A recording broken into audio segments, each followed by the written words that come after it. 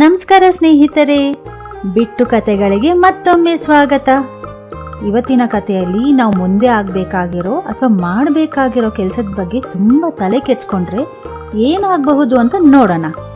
ವಿದ್ಯಾವತಿ ಏನು ಸೋಂಬೇರಿಯಲ್ಲ, ಆದರೆ ಮಾಡಬೇಕಾಗಿದ್ದ ಪ್ರತಿ ಕೆಲಸವನ್ನು ದೊಡ್ಡದಾಗಿ ಕಲ್ಪಿಸಿಕೊಂಡು ಭಯ ಪಡ್ತಿದ್ಲು. ವಿದ್ಯಾವತಿಯ ಪತಿ ರಾಜನ ಆಸ್ಥಾನದಲ್ಲಿ ಕೆಲಸ ಮಾಡ್ತಿದ್ದ. ಅವನು ಬೆಳಗ್ಗೆ ಹೋದರೆ ರಾತ್ರಿ ಮನೆಗೆ ಬರ್ತಿದ್ದ. ಅವನು ಕೆಲ್ಸಕ್ಕೆ ಹೋದ ಕೂಡಲೇ ವಿದ್ಯಾವತಿ ಅಕ್ಕಪಕ್ಕ ಮನೆ ಹೋಗಿ ಹರಟೆ ಹೊಡಿತಾ ಕೂತಿರ್ತಿದ್ಲು. ಅವಳ ಮೇಲೆ ಒಂದು ಒಳ್ಳೆ ಅಭಿಪ್ರಾಯ ಇರೋದ್ರಿಂದ ಹೋಗಿದ ಕಡೆಯೆಲ್ಲ ಇನ್ನಷ್ಟು ಹೊತ್ತು ಇರೋಕೆ ಹೇಳ್ತಿದ್ರು. ಅಯ್ಯೋ ಹೇಗಿರ್ಲಮ್ಮ, ನಮ್ಮ ಯಜಮಾನ್ರು ಬರೋ ಅಷ್ಟರಲ್ಲಿ ಅಡುಗೆ ಮಾಡಬೇಕಲ್ವಾ ಅಂತ ರಾತ್ರಿ ಮಾಡಬೇಕಾಗಿದ್ದ ಅಡುಗೆ ಬಗ್ಗೆ ಬೆಳಗ್ಗೆನೇ ತಲೆ ಕೆಡ್ಸ್ಕೊಂಡು ಕೂತಿರ್ತಿದ್ಲು. ಅಡ್ಗೆನಾ? ನೀವಿಬ್ರೇ ಅಲ್ವಾ ಇರೋದು ಅಂತ ಒಬ್ರು ಸಾರು ಮತ್ತೊಬ್ರು ಪಲ್ಯ ಕೊಡ್ತಿದ್ರು. ಆದ್ರೂ ಗಂಡ ಬರುವ ಹೊತ್ತಿಗೆ ಅನ್ನ ಮಾಡಕ್ಕೆ ಆಗುತ್ತೋ ಇಲ್ವೋ ಅಂತ ಚಿಂತೆ ಮಾಡ್ತಾ ಇದ್ಲು. ಗಂಡ ಮನೆಗೆ ಬಂದ್ಮೇಲೆ ಅವನ್ ಮನೆ ಕೆಲಸ ಮಾಡೋಕ್ಕೂ ಸಹಾಯ ಮಾಡ್ತಿದ್ದ. ಅಪ್ಪಿ ತಪ್ಪಿ ಯಾರಾದ್ರೂ ಇವಳನ್ನ ಸಹಾಯ ಮಾಡಕ್ ಕರೆದ್ರೆ, ಅಯ್ಯ ನಾನು ಬಟ್ಟೆ ಒಗಿಬೇಕು, ಪಾತ್ರೆ ಬೇರೆ ತೊಳಿಬೇಕು ಅಂತ ಏನಾದ್ರೂ ಒಂದ್ ನೆಪ ಹೇಳ್ತಿದ್ಲು. ಹಾಗಾಗಿ ಯಾರು ಇವಳನ್ನ ಸಹಾಯಕ್ಕೆ ಕರಿತಾ ಇರಲಿಲ್ಲ. ವಿದ್ಯಾವತಿಗೆ ಇಬ್ರು ನಾದ್ನಿಯರು, ಇಬ್ಬರಿಗೂ ಮದುವೆ ಆಗಿತ್ತು. ತಮ್ಮ ಸಂಸಾರದಲ್ಲಿ ಸುಖವಾಗಿದ್ರು. ವಿದ್ಯಾವತಿಯ ಗಂಡನಿಗೆ ಅವರ ತಂಗಿಯರಂದ್ರೆ ತುಂಬ ಇಷ್ಟ. ಆ ತಂಗಿಯರಿಗೆ ಕಡಲೆಕಾಯಿ ಮತ್ತು ಭತ್ತದ ಅರಳು ಅಂದರೆ ತುಂಬ ಇಷ್ಟ. ಅವರಿರುವ ಊರಲ್ಲಿ ಅದು ಸಿಗುವುದಿಲ್ಲ ಅಂತ ಹೇಳಿ ವಿದ್ಯಾವತಿಯ ಗಂಡ ಅವರಿಗಾಗಿ ಒಂದು ಬಿಂದಿಗೆಯಷ್ಟು ಕಡಲೆಕಾಯಿ, ಒಂದು ಬಿಂದಿಗೆ ತುಂಬ ಭತ್ತದ ಅರಳು ಖರೀದಿಸಿದ. ಅದನ್ನ ಮನೆಗೆ ತಂದು, ನನ್ನ ತಂಗಿಯರು ಬರ್ತಾ ಇದ್ದಾರೆ, ಅವ್ರು ಬರೋ ಅಷ್ಟರಲ್ಲಿ ಕಡಲೆಕಾಯಿ ಬಿಡಿಸಿಡು, ಅವ್ರಿಗೆ ಇಷ್ಟವಾದ್ದನ್ನು ಕೊಟ್ಟಿದ್ದಕ್ಕೆ ನಿನ್ನ ಮೆಚ್ಕೋತಾರೆ. ಬೇರೆ ಸಮಯದಲ್ಲಿ ಹೇಗಾದರೂ ಇರು, ಈಗಲಾದರೂ ಈ ಒಂದು ಕೆಲಸ ಮಾಡು. ಹಾಗೆ ಆಗ್ಲಿ ಅಂದ್ಲು ವಿದ್ಯಾವತಿ. ಆದರೆ ಒಳಗೊಳಗೆ ಭಯ ಆಗೋಕ್ಕೆ ಶುರು ಆಯಿತು. ಇಷ್ಟೊಂದು ಕೆಲಸ ಮಾಡಬೇಕಲ್ಲ ಅಂತ ಅವಳ ತಲೆಯಲ್ಲಿ ತುಂಬ ತುಂಬಿತ್ತು. ಯಾರ ಮನೆಗೆ ಹೋದ್ರೂ ನನ್ನ ಆಜ್ಞೆಯರು ಬರ್ತಾ ಇದ್ದಾರೆ, ಒಂದು ಬೆಂದಿಗೆ ಅಷ್ಟು ಕಡಲೆಕಾಯಿ ಬಿಡಿಸ್ಬೇಕು, ಭತ್ತದ ಅರಳು ಬೇರೆ ಹುರಿಬೇಕು, ಅಯ್ಯೋ ಎಲ್ಲ ನನ್ನ ಕರ್ಮ ಅಂತ ಹೇಳೋಕೆ ಶುರು ಮಾಡಿದ್ಲು. ಅವಳು ಯಾವತ್ತೂ ಯಾರಿಗೂ ಸಹಾಯ ಮಾಡ್ತಿರ್ಲಿಲ್ಲ, ಹಾಗಾಗಿ ಯಾರು ಅವಳಿಗೆ ಸಹಾಯ ಮಾಡೋಕ್ಕೂ ಬರಲಿಲ್ಲ.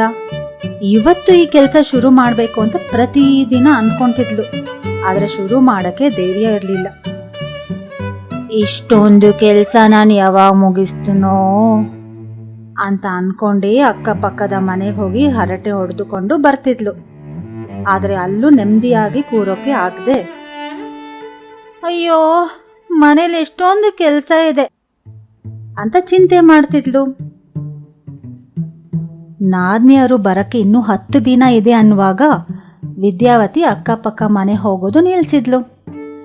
ಅಯ್ಯೋ ಪಾಪ, ಅವ್ರ ನಾದ್ನಿಯರು ಬರ್ತಿದ್ದಾರೆ, ತುಂಬ ಕೆಲಸ ಇರಬೇಕೋ ಏನೋ ಅಂತ ಎಲ್ಲರೂ ಅನ್ಕೊಂತಿದ್ರು.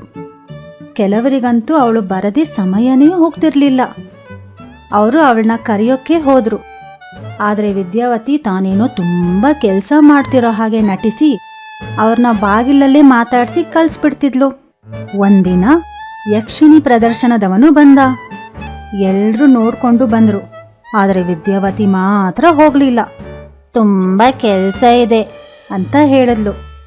ಇದೇ ರೀತಿ ಬಳೆ ಮಾರೋನು, ಕಂಚಿ ರೇಷ್ಮೆ ಸೀರೆ ಮಾರೋನು ಎಲ್ಲ ಬಂದು ಹೋದ್ರು. ವಿದ್ಯಾವತಿ ಮಾತ್ರ ಹೊರಗೆ ಹೋಗಿಲ್ಲ. ನನ್ನ ಆಜ್ಞೆಯರು ಬರ್ತಾ ಇದ್ದಾರೆ, ಒಂಚೂರು ಬಿಡುವಿಲ್ದೆಷ್ಟು ಕೆಲಸ ಇದೆ, ಅಯ್ಯೋ ರಾಮ. ಅವಳ ಮುಖದಲ್ಲಿ ಭಯ ಗಾಬರಿ ಕಂಡು ಎಲ್ಲರೂ ಅವಳ ನಾದ್ನಿಯರು ತುಂಬ ಜೋರಿರ್ಬೇಕೇನೋ ಅಂದ್ಕೊಂಡ್ರು. ಅಂಥ ನಾದ್ನಿಯರನ್ನ ನೋಡಲೇಬೇಕಂತ ಅವ್ರಿಗೆ ಅನಿಸ್ತು. ಆ ನಾದ್ನಿಯರು ಬರೋದನ್ನೇ ಕಾದರು. ಅಂತೂ ಕೊನೆಗೆ ವಿದ್ಯಾವತಿಯ ನಾದ್ನಿಯರು ಬಂದರು.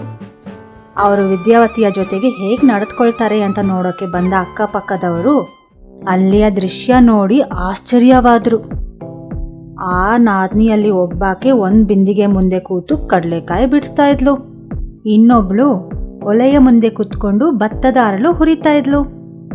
ನೋಡೋಕೆ ಬಂದವರೆಲ್ಲ ಆಶ್ಚರ್ಯವಾಗಿ ಮೂಗಿನ ಮೇಲೆ ಬೆರಳಿಟ್ಕೊಂಡ್ರು.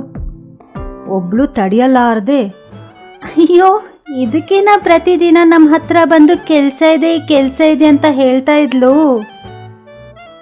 ಕೆಲಸ ನೆನಪಾದ್ರೆ ನನ್ನ ಕೈ ಕಾಲೇ ಅಲ್ಲಾಡೋದಿಲ್ಲ, ಅದಕ್ಕೆ ಇಷ್ಟು ದಿನ ನಾನು ಹೊರಗೆ ಬಂದಿಲ್ಲ ಅಂತ ವಿದ್ಯಾವತಿ ಹೇಳಿದ್ಲು. ನಮ್ಮ ಅತ್ತಿಗೆ ತುಂಬ ಗಡಿಬಿಡಿ ಮಾಡ್ಕೊಳ್ಳೋ ಹೆಂಗಸು ಅಂತ ಹೇಳಿ ಎಲ್ಲರೂ ನಕ್ಕು ಬಿಟ್ರು. ಹೀಗೆ ವಿದ್ಯಾವತಿ ಗಡಿಬಿಡಿ ಸ್ವಭಾವದಿಂದ ಕೆಲಸನೂ ಆಗಿಲ್ಲ, ಎಲ್ರ ಮುಂದೆ ಮುಜುಗರನೂ ಆಯಿತು. ನಿಮಗೆಲ್ಲ ಈ ಹಾಸ್ಯದ ಕತೆ ಇಷ್ಟ ಆಗಿದ್ರೆ ನಮ್ಮ ಚಾನಲ್ಗೆ ಸಬ್ಸ್ಕ್ರೈಬ್ ಮಾಡಿ, ಲೈಕ್ ಮಾಡಿ, ಶೇರ್ ಮಾಡಿ. ಬಾಯ್ ಬಾಯ್.